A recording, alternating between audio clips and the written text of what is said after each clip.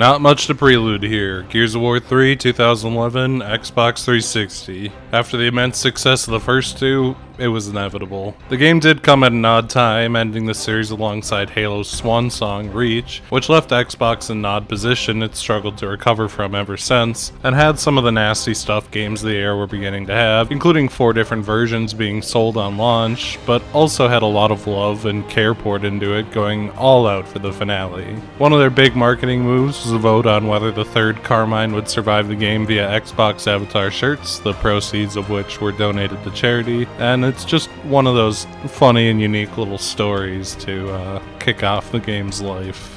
Truthfully, there isn't a whole lot new in the core gameplay. The game is even smoother, slightly faster, cover snapping is more consistent and fluid, you can change your weapon while roadie running, about time, and the AI is really good about picking you up. Unless they have a boom shield, they absolutely refuse to drop that fucking thing for some reason, and yeah, the game is otherwise Gears 2 on that front. It's even betterer than before, doing the same things, but better. The Locusts don't see a ton of new additions to their army. Shriekers are little flying guys that appear very briefly, sort of like airborne tickers with guns, and Siege Beasts are big catapults, although the Lambent are very fleshed out as a faction, going so far as to engage the Locusts in fights in mixed scenarios, which can be fun and helpful to watch unfold. The prior drones and wretches are now joined by a number of Lambent of other Locusts, and some unique ones, all with their own little quirks. Formers are Lambent humans who act basically like zombies, rushing in groups but dying quickly. Gunkers are huge mini-bosses that throw bulbs of emulsion at regular intervals. They're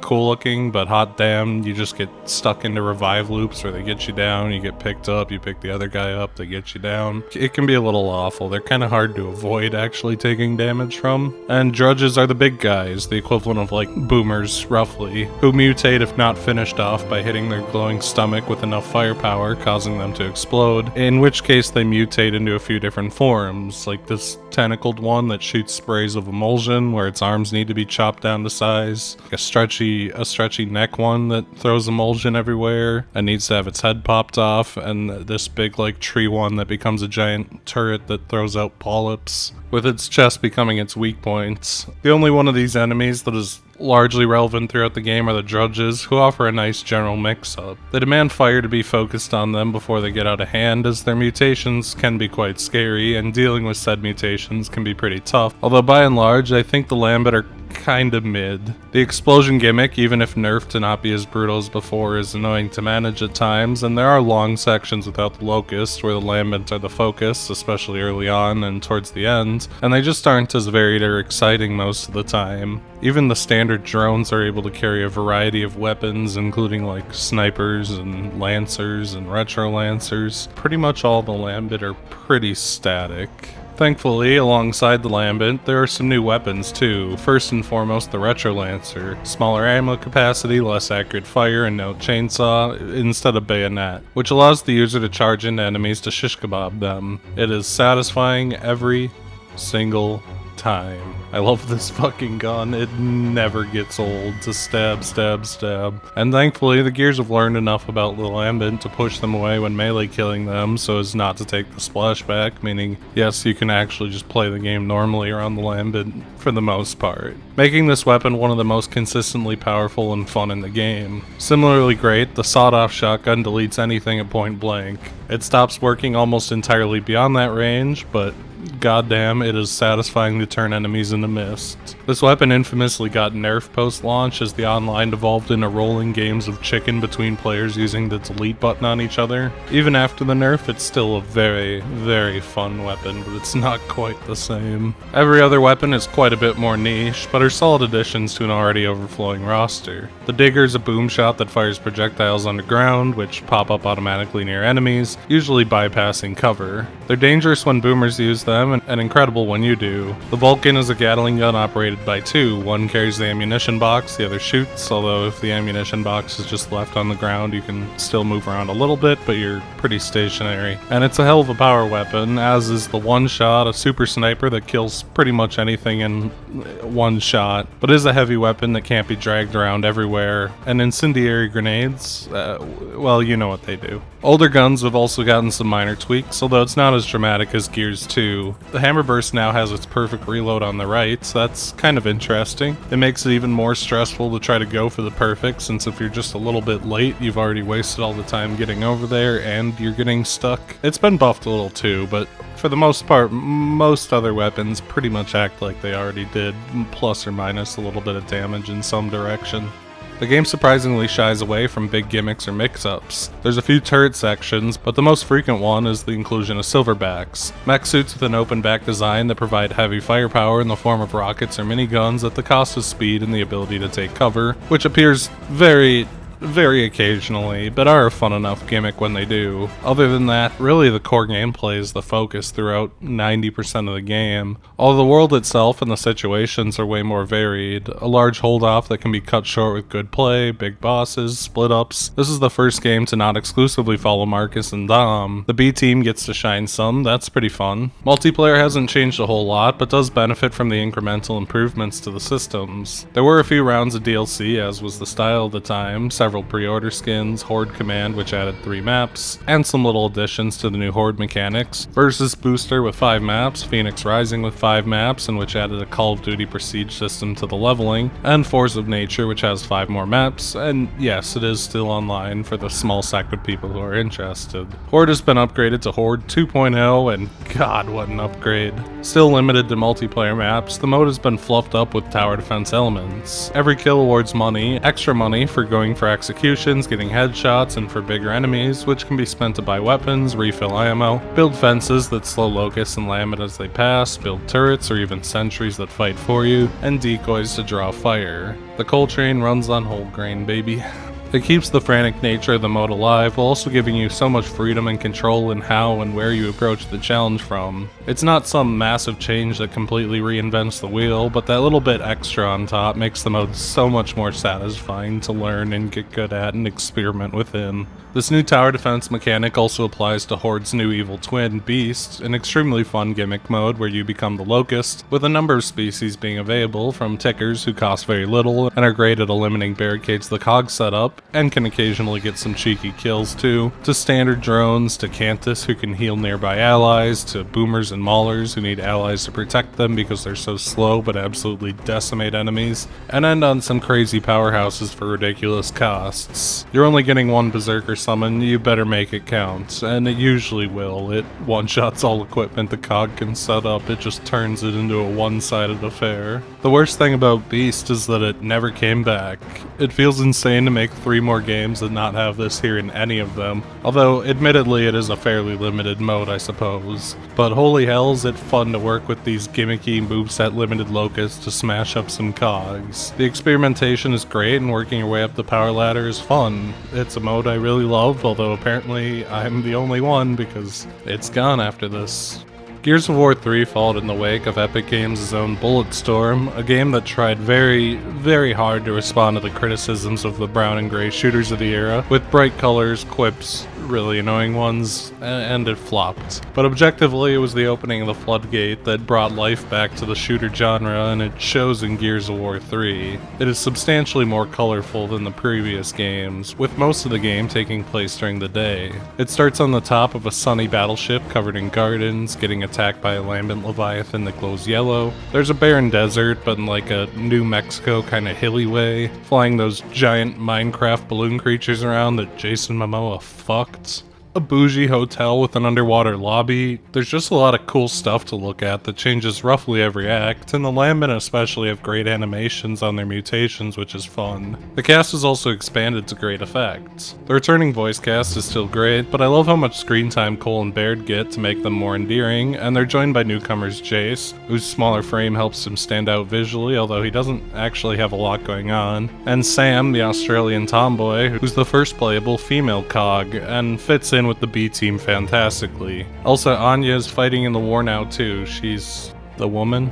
Clayton Carmine is also the best payoff ever. He's so good. He has this big dorky tattoo with Anthony and Ben's names that reference how they died, keep your head down, and practice reloading respectively. And he's a Final Destination character, constantly getting into wacky near-death situations. It takes him about 5 minutes to get shot in the head like Anthony, although the bullet bounces off, and the fake-outs just keep coming. We'll loop back to that. Other than that, almost every gun has unique execution now. That's pretty fun. Some of them, like the Retro Lancer and Scorchers, are fantastic, almost as good as the Retro Charge. Others, less so. The pistols just tend to be like pistol whips, but it's a nice bit of detail to the game. Other than that, a lot of stuff is carried forward from Gears 2, polished up a little and made more colorful. There's some minor slowdown issues, at least in co-op, specifically in the opening and finale, which is a little shaky. You know, they were trying to make good impressions of the big opener and closer with some graphics that were pushing the 360 to its limits. Outside of those moments, the game is perfectly smooth, so it's hard to get too mad about it. Cutscenes remain strong, music remains good, the fantastic main theme sees some play during the finale, which is a fun little use of the trope. And they licensed Mad World by Tears for Fears. The song is such a meme at this point that it makes a scene that's trying really hard to be emotional really, really funny. Although that's not the only reason it's funny. Other than that, the music is as good as the first two, which I mean wholly as a compliment. As before, the game is split into 5 acts, although there's a 6th, with a good variety of goings-ons in each, although the act names are now gone.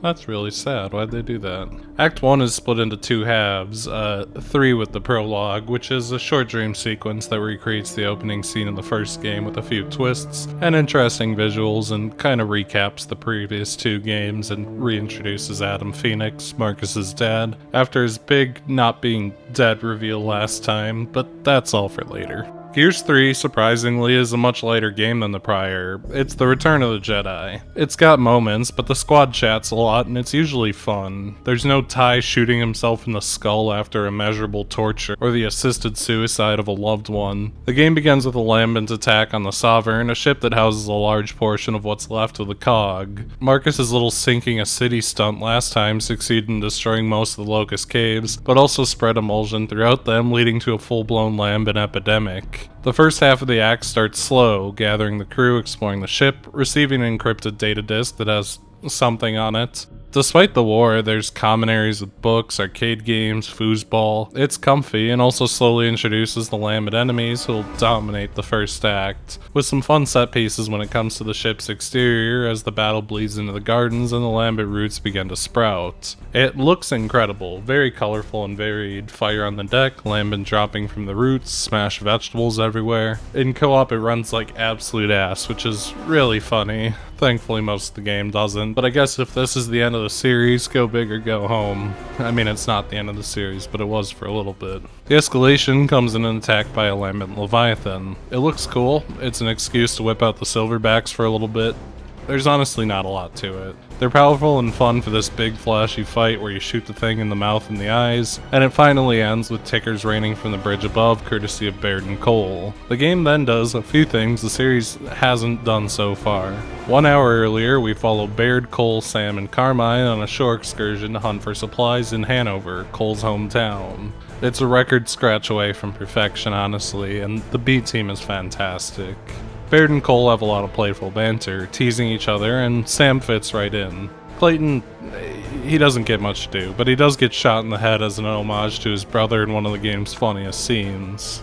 Most of the B-team stuff is standard, slowly introducing the larger lambent in a series of residential settings that are surprisingly new for this series. A playground, a grocery store with huge shelves creating little pockets to hide in, complete with some Cole-themed cereal advertisements. The Cole train runs on whole grain, baby. If you play with it enough, he gives his big speech from 2 as an Easter egg. Very funny. Cole in general gets a lot of time to shine here. The Stranded don't like the cog, given the cog, space lasered their homes, but they sure as hell love their local hero Coltrane and happily offer help if it's for him, while they all cheer for his return, and Cole wants to hit the stadium too, ostensibly to check for supplies, but he's not a very subtle man, and he even gets to relive his glory days of being a thrashball star by running a bomb down the stadium's field to blow up a stock. It's cheesy, ridiculous, and such a fun moment for him. It's kind of insane that Bear doesn't get any kind of moment like this, given he's the least utilized of the main four, but if it had to be Cole, I'm happy.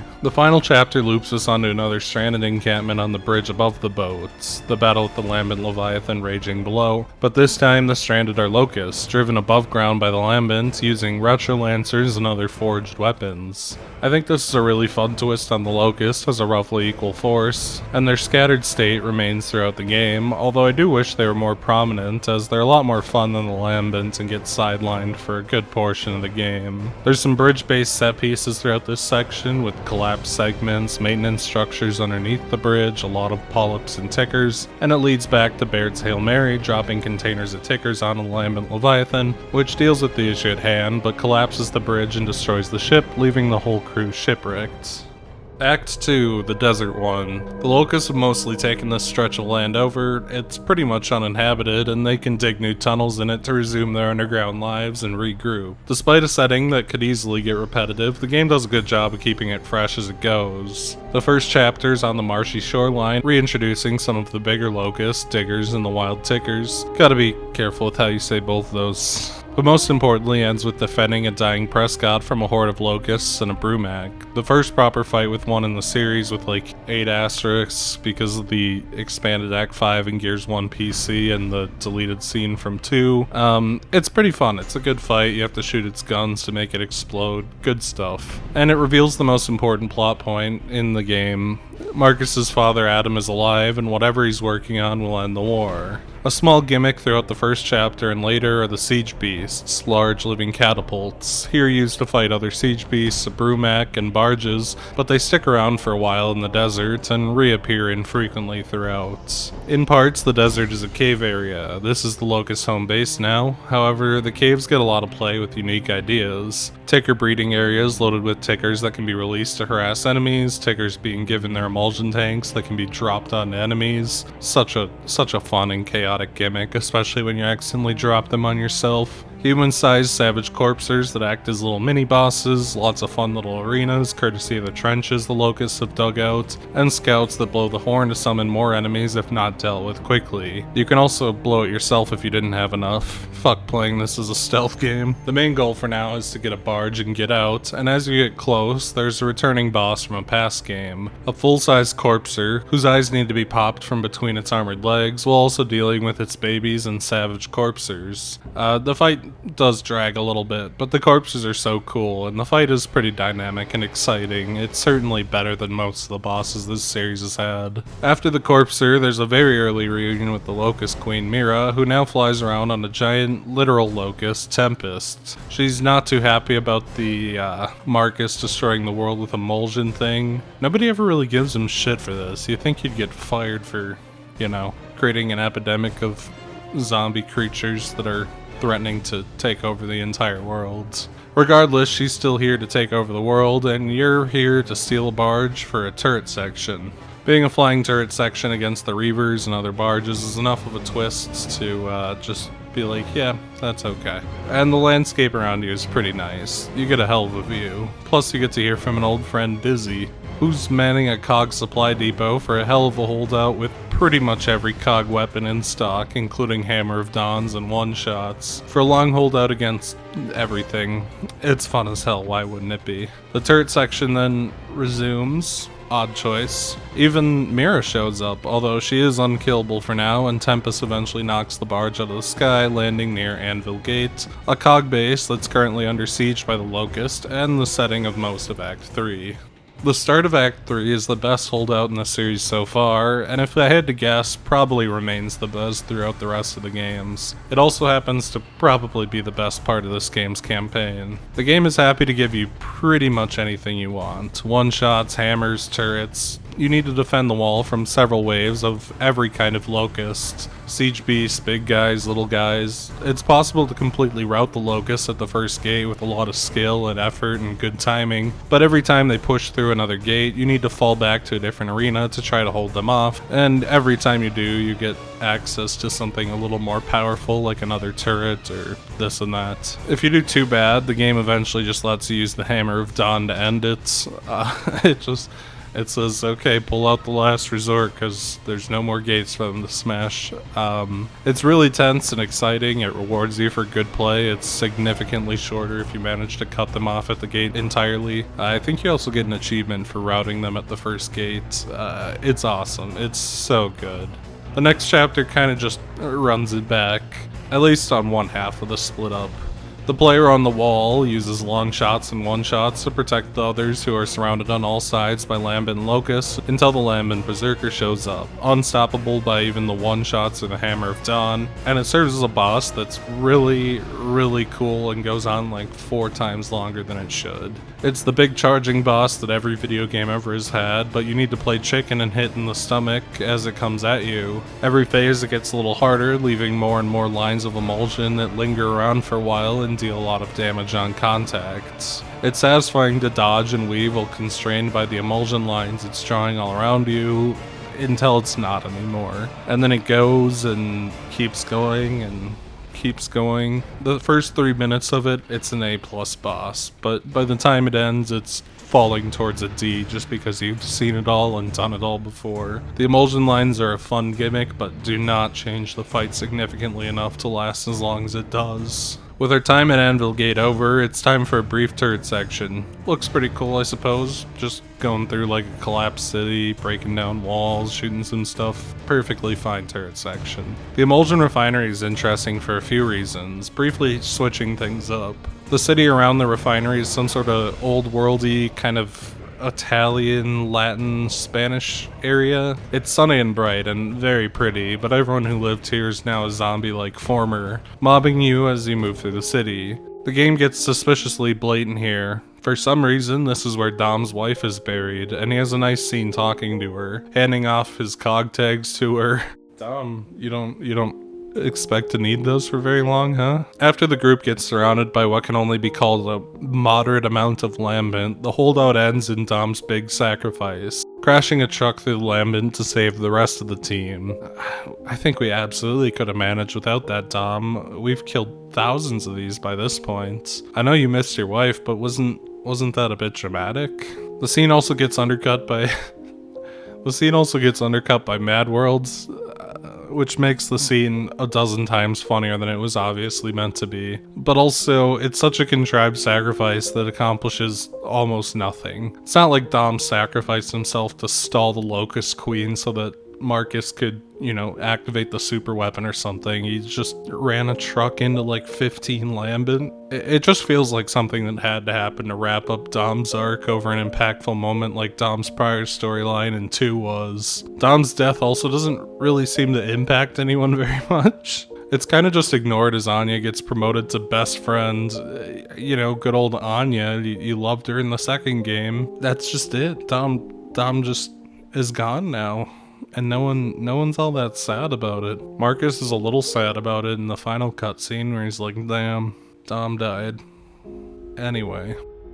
Act 4 begins in Char, a city that was decimated by the Hammer of Dawn. There's a quiet emptiness surrounded by the petrified remains of the people caught in the blast. Whee! Ash Party. Cool area, really striking visually. The Stranded here are much more overtly hostile than typical, never to the point of fighting them, but to the point of their leader taking Dizzy hostage and forcing the Gears to be their own boys to get him back. The leader of the Stranded in Char is voiced by Ice-T, and he looks like Vin Diesel in Pitch Black, but he has like pimp jewelry on, and he has the golden weapon skins from multiplayer on the Lancers in his office. It's a really bizarre inclusion. I have no idea. Was Ice-T a fan and approached them and said, can I play Vin Diesel in your game? Or was someone on the team a big fan of Ice-T and asked him to be a cameo? How did this come about? Why is there an entire filler arc dedicated to dealing with Ice-T in the Ashen Kingdom. Nothing too of note goes down in Char. The side quest has its moments, some big battles in this little subway terminal area, which is very disorienting and multi-layered. It's super cool, defending a cable car from Reavers as you ride it, but the game is pretty settled by this point. The back half of the chapter stumbles the gears into a naval base where they need to do some busy work to get a submarine back online, with a choice of what errand to do first, all so that they can reach Azura where Adam is. Centipedes are introduced here. They're giant centipedes that scuttle around and zap you with their pincers and need to be shot from the back. Each time a part is removed, they get smaller faster and need to be shot in the new furthest back spots. They're a pretty classic enemy design. They're enemies like this that go all the way back to, like, Centipede, really. They're kind of a weird addition here. I don't really understand why they're giant centipede monsters along with everything else going on, but they are pretty fun to fight and only show up a few times. The Navy Yard doesn't do anything too weird either. There's a little silverback section, a couple holdouts, some fun arenas. It's all a fun chapter, but this entire act is basically filler. The submarine ride itself is... the big evil fish that you have to shoot reminded me of the big Gooba fish. And there's literally a bigger fish that comes, I mean it's a Leviathan, but it is literally a bigger fish. It's a slower turret section with some neat underwater visuals, although sometimes it leans a little frustrating, which is new for turret sections in this series. The sluggish nature of firing torpedoes and the fact that you only get to fire like 3 before you need to wait for it to reload takes a lot of adjusting to, especially because it feels kind of stiff and awkward compared to the regular turret sections. And then you fight the Leviathan for a little bit and arrive in Azura. For whatever it's worth, the final act in Azura is damn pretty. The tropical island is sunny and bright, luxurious, spanning fancy hotels, gleaming with white stone, kind of Italian Rome style. Waterfalls, underwater areas with glass ceilings, trees and grass. The gap between the gray buildings of Gears 1 and this couldn't be any further. Finally near him, Adam becomes a real element, clearly regretful over everything with Marcus. The duo have a few nice moments with their unexpected reunion, sneaking in a couple warmer moments between all the serious business talk, although Adam is very dodgy about his final plan for a while. Admittedly, most of the act isn't anything new, obviously. Holdouts, siege beasts, tight hallways, pretty much every flavor of Locust and Lambent shows up. They do the Resident Evil 4 helicopter thing twice, actually. There's a first section where some generic guys come and machine gun all the enemies for you while you walk around and they get knocked out of the sky. And then the same thing happens to Clayton a little bit later. There's a tiny mortar section. It's Gears 3. We've seen it all before. I like the usage of the main theme in the final few chapters. Very classy. Adam has a simple plan. I mean, it's not really that simple, it doesn't make any sense, but, you know, it's straightforward. He made an emulsion countermeasure weapon, which shoots a big blue pulse thing that spreads across the entire planet somehow and kills all emulsion. He spent years trying to find a way to prevent it from killing all the locusts too, as they have so much emulsion in their bodies it would cause them to disintegrate, and he was hoping that there could be a peaceful solution after the Lambent threat was gone. But with the Lambent destroying everything, it's basically now or never, leading into the final boss against Mira and Tempest. It's bad. Mira constantly spams a ray of light that fries you, Locust and Lambent constantly attack you, absolutely happier than could be to chainsaw you while you're busy with the actual fight, and anytime Tempest begins trying to destroy the device, it needs to be shot in the back to knock it off the tower, and if not done quickly enough, it's back to the start, and... it is so frustrating. It's a lot to juggle even in co-op, way too much frankly, given the Locusts insta-kill you with chainsaws constantly and the fight just goes on for fucking ages. It loops through its very limited cycles over and over and over. Every time you knock Mira down, you need to scramble for the Hammer of Dawn to fry her, but once she's back up, you need to scramble to find a regular gun because the Hammer of Dawn can't hit her when she's in the air, and then you need to shoot her in the mouth, and then the Locusts start chainsawing you, and if you somehow get past that, then you have to knock her off the tower again, and then you have to scramble for the Hammer of Dawn. It goes through the whole fucking loop like 5 times, and it's not easy. I mean, we were on hardcore, that's the hard mode. It's above normal and easy, but under insane. But even on hardcore with the two of us, who are pretty good at this game and don't die frequently, we died a lot. Like, a lot. It really just isn't as exciting or flashy or power trippy as the finales of 2, and it's a hell of a lot more difficult than 1's. There's definitely some cool visuals, like the Locust Queen getting struck by lightning after you knock her off the tower, but it gets washed away by the repetitive nature of the whole thing real quick. Adam also reveals that he's a moron. To test the pulse, he infected himself with emulsion and gets atomized. Marcus is as baffled as I am. Despite this, Mira is fine. Why doesn't she disintegrate into ashes just like Adam and the rest of the Locusts? Marcus has to kill her with his iconic knife.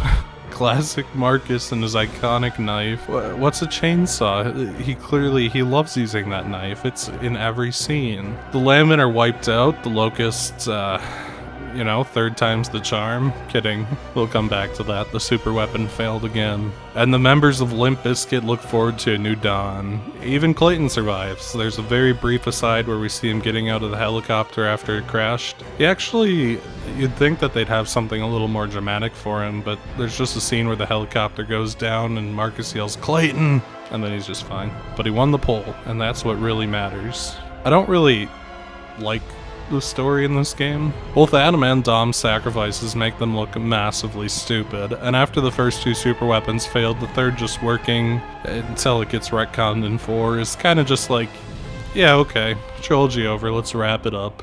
Nobody else really has a story going on. Mira's still a crazy bitch. Cole gets to have some fun and relive his glory days and then doesn't have a lot to do after that. Anya is here. Jace is... Have I even mentioned Jace before this point? There's lots of cool settings, gameplay additions, and moments, but it's not nearly as impactful or flashy as 2 could be on both ends of the spectrum. As was the style of the time, Gears of War 3 would get story DLC in the form of RAAM's Shadow. Wait, why do they keep calling him RAAM? Is that how that's supposed to be read? 2 A's make an O sound? RAAM's Shadow is an extra act of a full 5 chapters, set before Gears 1, as RAAM begins Krillfall in the city of Alima. Zeta Squad are the primary protagonists here, composed of new and old faces. Kim from the first game, who would later get cut in half by RAAM, Ty from 2, who turns his face into liquid, Barrick, the worn cigar-smoking guy who dies in the comics later apparently, and Alicia, the woman. The new cast isn't great, but the returning cast, Ty especially, are fun, and the group eventually saves Jace, who takes over for Alicia when she dies, all while the gang does their best to evacuate the remaining civilians. A plotline I really like, as the main stories have always been these big life or death final attack of the big conflict type stories, like saving the world type, ending the war type stories, and this is just a small scale story about a group of COG doing the right thing in a world that's being utterly taken over. Being back in the earlier days of the war is cool too. Things are a bit more low key. No lambent, less weapons, back to gray cities, but here they're a lot less muddy and have slight variations in the setting, like going into a high school and getting to walk around the gym and open up those stupid expanding and contracting bleachers to avoid a berserker, and going through an orphanage and stuff. There's lots of little setting changes even despite being a big gray city. Plus we're playing Gears 1 with all the improvements of Gears 3. It's not to say nothing interesting happens. The earlier version of the Hammer of Dawn worked from a console, offers a top-down view of the battlefield to wipe out enemies from. It's not a segment that offers any difficulty, almost none at all, but it's really cool visually, and it's a fun power trip when it comes up. A berserker appears as a boss, normally invincible. It needs to be baited into fire to soften it up to bullets. I guess like the fire melts the armor or something, or like harms its integrity. The whole situation is a bit contrived, but it is a fun little twist on the charging boss enemy, since you have to run them into very specific spots. Can't say as much for fighting RAAM again. He kinda just flies around until he decides to land, you shoot him a bit and repeats. It's not nearly as painful as the other final boss, not even close, but it's not that exciting either. Admittedly, it is a better fight than the first time we fought RAAM. And of course, Kim is alive, so RAAM just runs off in the end and says, I'll get you next time, Cogs. And to be fair, he does. He kills Kim. He just chops him in half, he's dead. Of course, that's only half the story. RAAM's Shadow gives you a brief power trip a few times in the form of playing as RAAM, a very unique character. He can command his light-proof krill. Why are they light-proof? I never even thought of that. Like, in the original game, they died to a flashlight, but here they, whatever. He can point them anywhere and they'll fly to wherever he points and literally turn cogs into mists, even through and around cover. And he has his sword in case anything manages to get close. Plus, when he's not firing his krill off, they also serve as a shield that wards off most damage from bullets. While his co-op partners get to be drones, but ones that have 2 unique weapons available to them. A sawed-off shotgun mounted with a bayonet. It's such a fucking shame this isn't available anywhere else. This thing is incredible. The best 2 weapons in the game in one. I would use this everywhere if the game let me. And krill grenades that they slowly recharge on over time. They're basically like what RAAM can do, but more limited, which is fun. The krill look really cool when they kill someone. These sections are fun, stupid fun. You don't have a lot of story in these sections. It's just kind of RAAM going around setting up these MacGuffin devices to call in the krill. And they don't really get any big set pieces, but it is a good bit of novelty and really fun to see the war from the other side. RAAM's Shadow receives the highest praise I can give it. It's as good as any of the actual campaign acts are, just as exciting and intense, with the same great gameplay, and with RAAM as a fantastic centerpiece gimmick. It doesn't overstay its welcome, and parts of it, the final boss, are honestly better than the main game's equivalents, if only for being less painful. It's pretty damn good. It's a nice little addition. For a while, Gears 3 seemed like the end. Like Halo 3, it bowed out, and like Halo, the series would get a prequel, die for a while, and come back in new hands. But we're not quite there yet. Gears 3 is a definitive end for the trilogy as it goes, and kind of a messy one. The return of Adam Phoenix is a fun twist, but it really does just come to a third, more successful superweapon to drop on the Locust again. And Dom just decides he's done to Mad World because 2011 was hell. That said, the game has great locational variety. It's colorful and bright, while still looking like Gears of War. Each act has its own location, visual style, old enemies come back with sharper looks, the Lambent add a splash of color and some wicked new designs, and the cast is better than ever, except for Dom. The gameplay is the same as 2, but the polish is off the charts, smoother and snappier, faster, and with 2 incredible new guns. Horde has been revamped into a fantastic tower defense game, Beast is just some good old gimmicky fun in the side mode, and multiplayer just benefits from all of the polish. Gears of War 3 is great. It falters in the story, which Gears 2 undeniably did better, but also makes up for it in pretty much everything else. It's at least as good a game as Gears 2, sometimes better, sometimes worse, but that is a real high bar to match. I guess next time we'll see how Gears' attempt at Halo Reach went.